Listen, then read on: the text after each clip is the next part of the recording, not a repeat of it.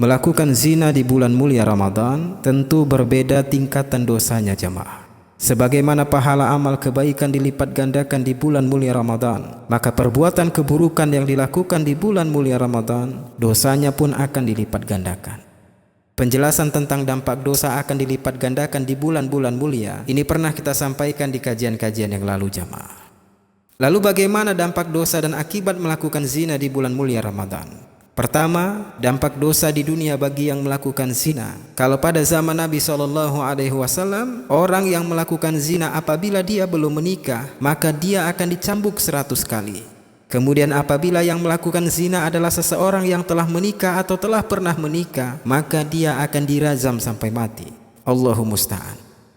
Ini tidak diterapkan di Indonesia, sehingga hikmahnya adalah orang yang pernah melakukan zina hendaknya segera bertaubat sungguh-sungguh.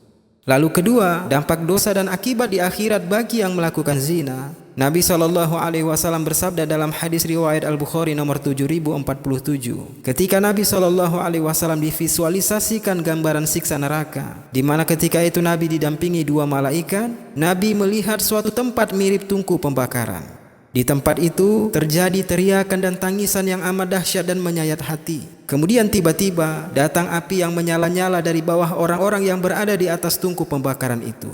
Ketika api mendatangi mereka, maka mereka pun berteriak-teriak. Subhanallah. Kemudian Nabi SAW bertanya kepada kedua malaikat yang mendampingi beliau pada saat visualisasi itu, "Ma haula'i?" Siapa mereka-mereka yang disiksa itu? Tanya Nabi. Kedua malaikat menjawab, "Adapun kaum laki-laki dan wanita yang telanjang yang berada di atas tungku pembakaran itu, fahumuz zunatu wazzawani." Mereka ketika di dunia adalah para pezina. Allahu musta'an. Begitu dahsyatnya akibat dari dosa berbuat zina, apalagi jika perbuatan zina itu dilakukan pada bulan Ramadan yang mulia. Ya Rabb, kita tidak bisa membayangkan betapa pedih siksaan yang akan diterima jemaah.